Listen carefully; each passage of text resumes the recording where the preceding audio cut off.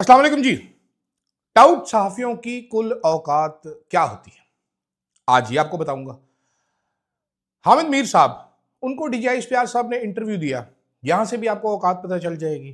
राना अबरार साहब, ये वो सहाफ़ी हैं जिन्होंने सबसे पहले 300 साल क़ब्ले मसीह जो है, तोशा खाना की स्टोरी दी थी, वो इंतकाल फ़रमा गया। अल्लाह उनको जन्नत में जगह दे। ज़रा राना साहब के ऊपर थोड़ी बात करूँगा। अभी चंद लोग बड़ा मसीहा उनको बनाकर बहुत अपराइट सहाफ़ी बना के पेश करें, इसके ऊपर बात करेंगे। फिर एक अमीर दादे का पोता आया जी, जिसके पास महंगे जूते हैं। ये भी हमारी बूट सहाफ़त है, इसके ऊपर भी बात करेंगे। ज़्यादा मेरी सहाफ़त के ऊपर होगी जनाब आज की डिस्कशन, मेरी गंभीर डिस्कशन। और साथ साथ महंगाई का जो सुनामी आने वाला है, एक वजीर साहब के जो मशवरे हैं, वो भी आपको बताऊंगा कि क्या है। मैं हूं अदील राजा, आप देख रहे हैं मेरा यूट्यूब चैनल। सब्सक्राइब जरूर करना है जनाब, फीडबैक जरूर देना है, और साथ साथ अगर सुपर थैंक्स का या आपको मेंबरशिप का मौका मिले वो ज़रूर लीजिएगा, ताकि आप मेरे इंडिपेंडेंट जर्नलिज्म को सपोर्ट कर सकें। और आप देख रहे होंगे कि मैं हुस्न मेरा कितना बढ़ चुका है, क्योंकि मैंने आज फेस वॉश से मुंह धोया है, साइसिलिक एसिड वाले के साथ।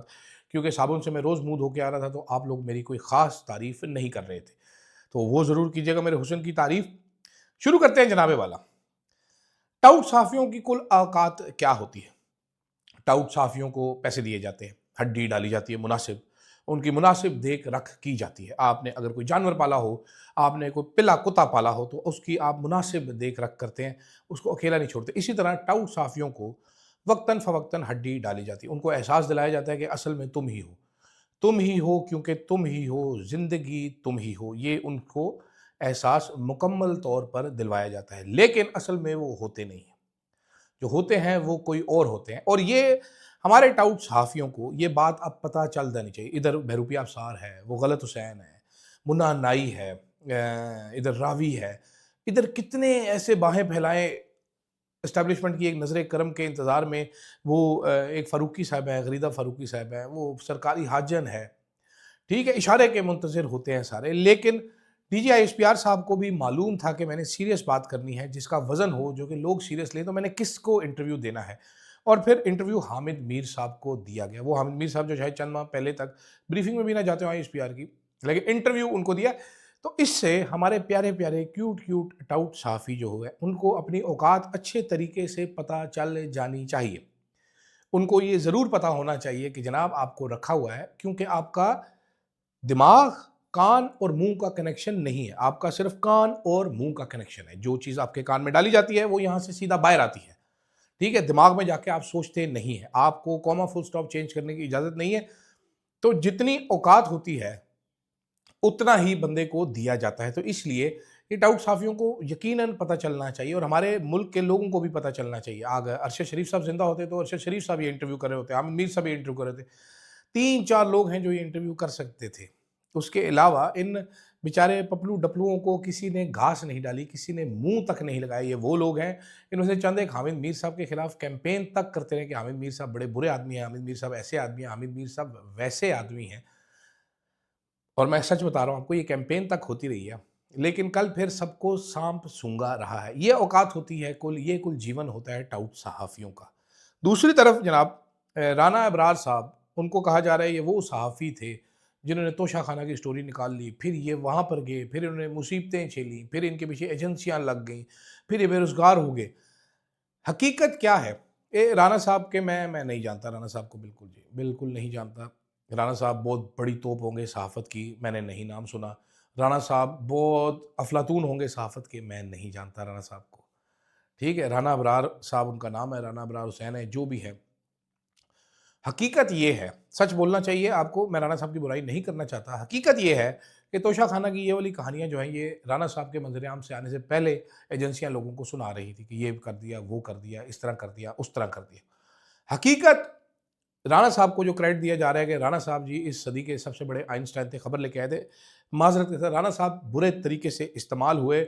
इस्तेमाल होने के बाद उनको टिश्यू पेपर की तरह फेंक दिया गया था। ये अफ़सोस के साथ मुझे कहना पड़ता है। राना साहब के इंतकाल की जो मैं चीज़ें पढ़ रहा हूँ, राना साहब सरकारी हॉस्पिटल में बेयारो मददगार, लावारिस हालत में तकरीबन वो इस दुनिया से गए हैं, क्योंकि जिन लोगों ने उनको इस्तेमाल किया, उन्होंने भी उनको उठाकर फेंक दिया। आखिर में गंदे दांतों वाला रज़ी दादा, इमरान, शफ़क़त, भट्ट और ये वो, इन सबको नौकरियाँ दी, पीटीवी ने भी। राणा साहब को नौकरी तक ना दी। कुछ अरसे के लिए इनको नौकरी मिली पीटीवी में निगरान दौर में, और फिर राणा साहब को निकाल दिया गया because I don't know he was unimpressive, या वो बहुत बड़े सहाफ़ी थे। लेकिन तोशाखाना केस की हकीकत, जिस खबर पे हथकड़ी लगी इमरान खान को, उनको गर्दन से पकड़ के घसीटा गया, ये वो खबर थी जिसकी वजह से गिरफ्तार हुए जो राणा अबरार साहब ने की थी, उसकी हकीकत आप एक ही पेशी में सुन चुके हैं पहले, वरना अभी वाला केस लगा दे। औकात उस केस की ये थी कि आपको क्या कहूँ, बुरा लगता है, राणा साहब की रूह से माजरत के साथ राणा साहब को गंदे तरीके से इस्तेमाल किया गया। कोई हकीकत नहीं थी इस खबर की। जो घड़ी फरोश था उसको उठाना पड़ा, और ये बात सबको मालूम है, जुल्फ़िकार बुखारी साहब ने ट्वीट भी किया इस पर, उसको उठाना पड़ा उससे एक जाली बयान रिकॉर्ड करवाने के लिए। आपको वो एक बहरूपिया नॉर्वे का एक मफरूर मुलजिम लेके आना पड़ा और उसको सदारती अवार्ड देना पड़ा ये केस बनाने के लिए। इतना झूठा केस था। राणा अबरार साहब किधर क्या बेचते थे, राणा अबरार साहब को एक चीज़ पकड़ाई गई, राणा साहब उसको ले लेके इधर उधर ख्वार होते, वरना इतनी बड़ी रियासत है, इतने खुश होते राणा साहब, इतने मेरिट के सहाफ़ी होते। एपीपी है, रेडियो पाकिस्तान है, पीटीवी है, और उसके अलावा दीगर मतलब जगह आप तो बेशुमार हैं डिजिटल में। आप तो ऐसे ऐसे वेलों को आपने 2.5-3 लाख पे रखा हुआ है। राणा साहब के लिए क्या 5-6 लाख का बंदोबस्त करना मुश्किल था। हकीकत ये है कि राणा साहब को इस्तेमाल करके फेंका गया, केस बनवाया गया, किस तरीके से बनाया गया जाली केस, वो मुझे बताने की ज़रूरत नहीं है, आप सबको इल्म है। तो ये मेरे ख्याल में इधर राणा साहब की झूठी तारीफ़ें, हमारे एक दोस्त हैं फ़हीम साहब, वो भी बड़ी तारीफ़ें कर रहे थे कि राणा साहब ऐसे थे, इस पाए के सहाफ़ी थे, ये थे, वो थे। नहीं थे जनाब किसी पाए के सहाफ़ी, माज़रत मेरी फ़हीम साहब, आपसे मैं माज़रत चाहता हूँ, ठीक है? राणा साहब को इस्तेमाल करके अगलों ने टिश्यू पेपर की तरह फेंक दिया। आप राणा शाह साहब की शान में कसीदे ना लिखें। राणा साहब ने जिनको फ़ायदा दिया है, ठीक है? वो राणा साहब को मुँह लगाने के काबिल नहीं थे, कायल नहीं थे, तो आप प्लीज़ ये कसीदे ना निकलें, और ये एक सबक होना चाहिए बड़ा बुरा। दूसरी तरफ जनाब एक दादा की पोती आई थी, अब एक दादे का पोता भी आ गया है। ये नौ दौलतिये होते हैं जो, वो अपनी शोएं मारते हैं। मैं सुबह एक समझदार अमीर आदमी से बात कर रहा था, तो उसने कहा था यार जो ओल्ड मनी होता है ना, जो ख़ानदानी लोग होते हैं, ख़ानदानी अमीर, वो ये बड़े-बड़े ब्रोचों वाले, ब्रांडों वाले कपड़े नहीं पहनते। ये मेरे अदील राजा जैसे लोग पहनते हैं। नाइकी दी, गुच्ची दी, एलवी, या वो सारे वो पाते हैं, बड़े लोग नहीं पाते।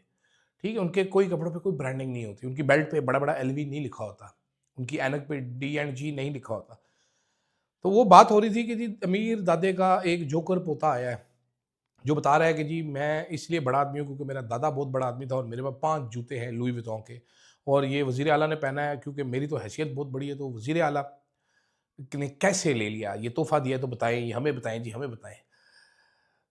अब इसमें मतलब मैं कहने को बड़ी चीज़ें बोल सकता हूँ, मैं अवॉइड कर रहा हूँ। I want to be a good person, I want to avoid this. ये वरना दादे का जो पोते हैं इस तरह के, भाई तू खुद क्या है, तेरी औकात क्या है, किस तरह सिफारिशों पे तू आया है, कैसे आया है, ये लोग सारी दुनिया जानती है। मैं कहना नहीं चाहता यहाँ पर, मैं खुद मसले में आ जाऊँगा, तो इसलिए छोड़ें। लेकिन ये हालात चल रहे हैं आजकल जनाब वाला। दूसरी तरफ वज़ीर जो हैं हमारे, एक अली परवेज़ मलिक साहब उनका नाम है जनाब, बड़े ज़बरदस्त आदमी हैं ये भी रईस हैं ख़ानदानी। एक वक़्त ऐसा था कि इनके अपने घर में 3 कमरों में 3 एमएनए रहते थे, इनके वालिद साहब, इनकी वालिदा और ये खुद। वालिद साहब का इंतकाल हो गया, वालिदा सीट पे लड़ के आ गईं। इनके जो फूफी हैं वो पीपल्स पार्टी की तरफ से एमएनए हुआ करती थी, और जस्टिस साकिब निशार की समधन थी। इनके जो ताया अबू थे, जो वफ़ात पा गए हैं, वो जनरल मुशर्रफ के करीबी दोस्त होते थे, वो जनरल मुशर्रफ के अटॉर्नी जनरल थे मलिक क़य्यूम साहब। मलिक परवेज़ साहब इनके जो वालिद थे वो नवाज़ शरीफ के करीबी आदमी थे। कैसी ज़बरदस्त फैमिली है। इन्होंने कल एक टीवी चैनल पे भाषण दिया कि कीमतें सस्ती हो जाएँगी तो अवाम लाइफ़स्टाइल चेंज नहीं करेगी, अवाम वो ज़ाया करेगी, तो इसलिए कीमतें सस्ती होनी चाहिए, अवाम को एडजस्ट करना चाहिए। ये ऐसे अमीर लोग ही हमें बता सकते हैं, ऐसे रईस हमें बता सकते हैं ये चीज़। हुकूमत अपना कोई खर्चा कम ना करे। हुकूमत तुन के उसी तरीके से अरबों रुपए के जहाज़ खरीदे, करोड़ों रुपए की लग्ज़री गाड़ियाँ खरीदे, करोड़ों रुपए के एमएनए हॉस्टल रेनोवेट करवाए, करोड़ों रुपया दे के घास पौधे लगवाए। मतलब आप अंदाज़ा लगवाइए कि 1 करोड़ से ऊपर का तो पौधे लगाने की गेम चल रही है। तो हुकूमत कुछ ना करे, सब कुछ अवाम से माँगा जाए। होने क्या वाला है ये उमर अयूब ने हमें बताया। उमर अयूब ने हमें बताया है कि जनाब पाकिस्तान के लोगों, लोड शेडिंग और तूफ़ानी बिजली के बिलों के लिए तैयार हो जाओ। वो कह रहे हैं जी आने वाले महीनों में एलएनजी सप्लाईज़ नहीं होगी, हाइडल जनरेशन लो होगी, कोयला जो है वो स्पेसिफिक एरियाज़ में है, वहाँ से बिजली ट्रांसपोर्ट करना ही बड़ा मुश्किल है, न्यूक्लियर साउथ में है, ठीक है? तो इसलिए फ्यूल प्राइस एडजस्टमेंट्स होंगी और बिजली के बिलों में इजाफा होगा। सोलर एनर्जी की ऑलरेडी अवैस लगारी साहब जो कि खुद एक सरदार हैं, रईस हैं, वो भी उन्होंने ऑलरेडी सोलर की मत मार के रखी हुई है। एलपीजी शॉर्टेज आने वाली है। मिट्टी का तेल अब पाकिस्तान का इस वक्त सबसे महंगा फ्यूल है, जो कि गरीब आदमी का फ्यूल था, तो इसलिए लकड़ियां काट के घर में रख लो ताकि खाने बना सको। उन्होंने कहा जी ये डिजास्टर प्लानिंग थी इंस्टॉल्ड रिजीम की, जिसका हेड होंचो, बड़ा प्यारा सेक्सी लफ्ज है, हेड होंचो शहबाज शरीफ है। ये 11 अप्रैल 2022 से आज तक ये हुकूमत चल रही है। 4 साल में इन्होंने क्रिमिनल मिस मैनेजमेंट किया और इनका वाहिद कारनामा क्या है, गल्फ स्ट्रीम लिया है एक G5 ताकि मरीम नवाज और उसके टिकटॉकर कैमरा क्रू को फ्लाई किया जा सके। उमर यूब साहब जो पिक्चर पेश कर रहे हैं बहुत खौफनाक है। मैंने आपको पहले भी बताया था कि बिजली का बिल आएगा तो लग पता जाएगा, अब आएगा तो मज़ा भी साथ साथ आएगा। रोएंगे आप, आपके आंसू पहुंचने वाला कोई नहीं होगा, आप उस जगह पे हाथ लगा के रोएंगे पाकिस्तान में रहने वाले कि किसी को बता भी नहीं सकेंगे कि हमें दर्द कहाँ हो रहा है। और ये मैं आपको बड़े वसूख के साथ, बड़ी तसल्ली के साथ, अपने इस बेपनाह हुस्न के साथ बता रहा हूँ। और यार एक बंदे ने कमेंट किया था कि अपने स्टाइल में बात करो, राना अजीम का स्टाइल क्या होता है ये, व्हाट इज दिस ब्रो, कोई शर्म या है आपको, आप मुझे राना अजीम बुला रहे हो, मतलब सीधी सीधी तो गालें कटनी शुरू कर दी हैं। तैयार हो जाएं, बड़ी खबर। मुझे इजाजत दीजिएगा, फीडबैक जरूर दीजिएगा। अल्लाह हाफिज़।